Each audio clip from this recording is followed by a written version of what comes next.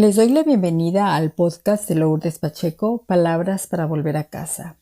En esta ocasión quiero hablarles de lo que considero mi primera biblioteca. Empezaré diciendo que en la esquina de mi casa, en la ciudad de Tepic Nayarit, en el cruce de las calles Querétaro y Zapata, detrás de un mostrador de madera, doña Lucía despachaba dulces a las niñas del barrio. También vendía cuentos, esas historietas infantiles que eran la ventana a otros mundos, donde niñas y niños de diversos lugares hacían travesuras y exploraban el mundo de la infancia. Ahí leímos Los Supersabios, La Familia Burrón, Chanoc, La Pequeña Lulú, Lorenzo y Pepita y otros. Desde luego, cuentos que venían de Estados Unidos, pero también cuentos, propiamente dicho, producidos en México. Era muy peculiar ese lugar de doña Lucía, porque sobre el mueble de madera, sobre una soga, colgaba los cuentos a la mitad y por 10 centavos se podían alquilar para leerlos ahí mismo si no tenías dinero suficiente para comprarlos y llevártelos a casa.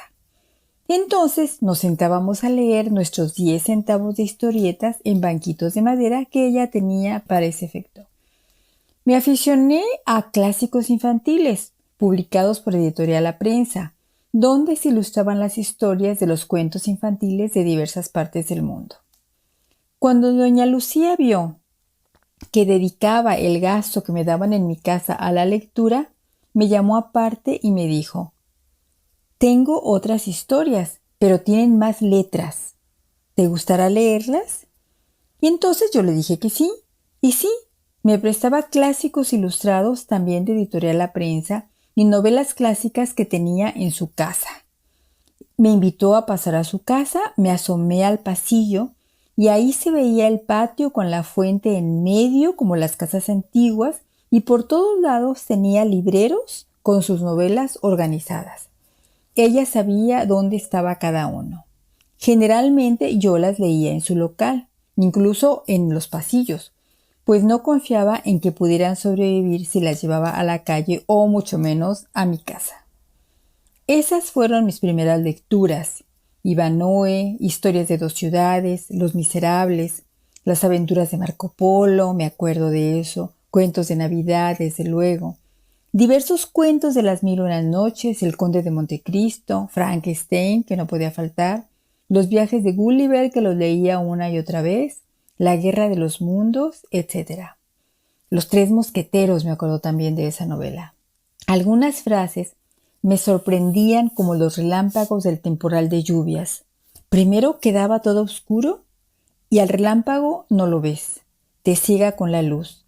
Así yo quedaba sin entender frases, sin entender historias, pero de pronto una frase iluminaba. Seguramente en mi comprensión de ser una niña y de enfrentarme a esas frases, pues seguramente no entendía de qué se trataba, pero de alguna frase me iluminaba. Me maravillaban las historias, yo las leía de manera lineal seguramente. Me maravillaban las frases que hilvanaban las historias, las letras que formaban las frases, todos los mundos que evocaban, de otros lugares, lo que comían, cómo viajaban, lo que sentían, todas las historias que dependían de esas letras organizadas. Ahí fue donde me maravilló que con nuestras pocas letras que tenemos en el alfabeto, se pudieran describir todos esos mundos.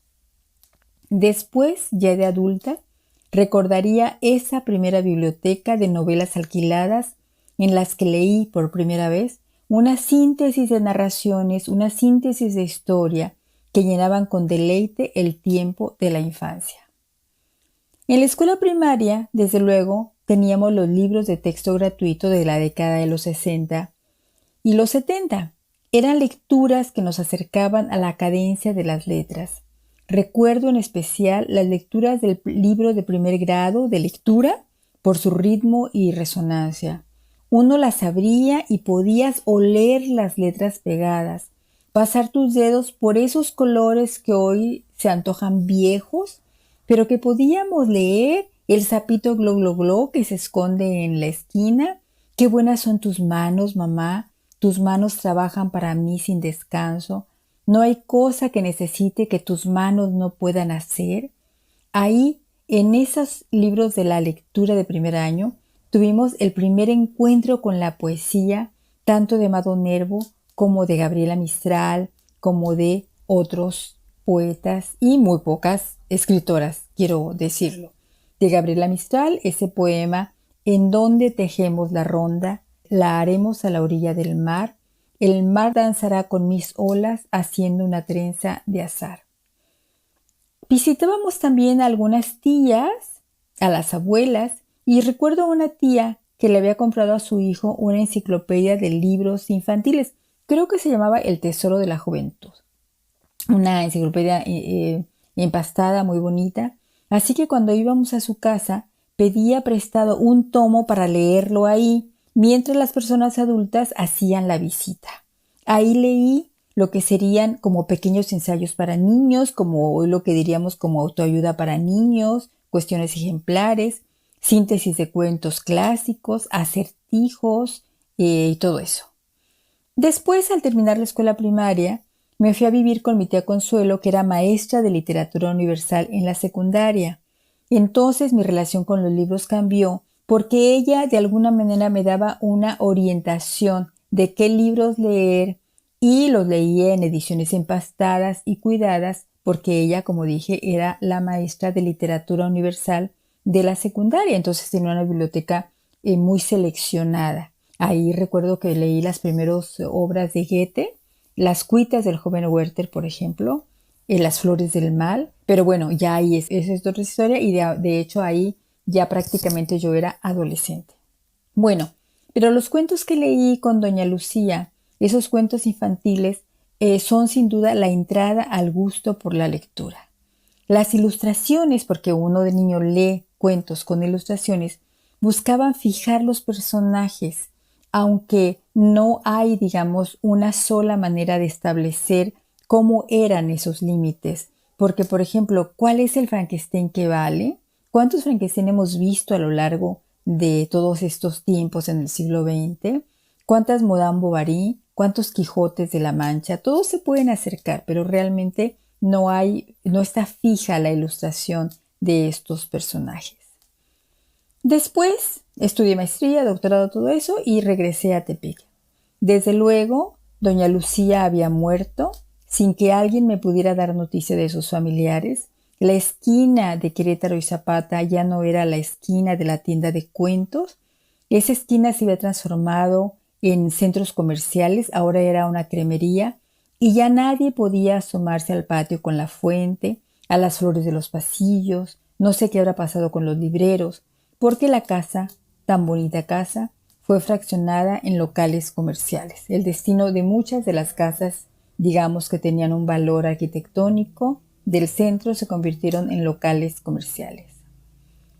Quiero decir que muchos años después tuve que escoger un nombre para una de mis hijas. Decidí que su nombre sería Lucía. Muy pocos saben por qué a mi hija le puse Lucía, a una de mis hijas, porque tengo 3. Le puse Lucía en recuerdo de la primera bibliotecaria que conocí, una señora de barrio cuyo amor a las narraciones todavía recuerdo en el gusto con que me hablaba de esa pasajera que viajaba en tren para encontrarse con alguien que amaba, tras guardar la memoria de una noche. Con esas palabras, doña Lucía abría mi interés de niña de 8, de 10 años por la lectura, porque encadenaba una historia con la otra. Ciertamente, ahí, en esos cuentos de la infancia, en esa mi primera biblioteca, aprendí a leer y a imaginar, a saber que las letras se pueden unir para contar historias tuyas, mías, del vecino, de pueblos enteros, de las mujeres que no vemos. Esas historias, aunque se hayan escrito en Rusia, en Londres, en Chile, en El Salvador, en Guadalajara, nunca se detienen. Por eso es tan importante que desde la infancia tengamos un acercamiento a las letras. Gracias a doña Lucía, la primera bibliotecaria que conocí. Soy Lourdes Pacheco y te espero en el siguiente episodio.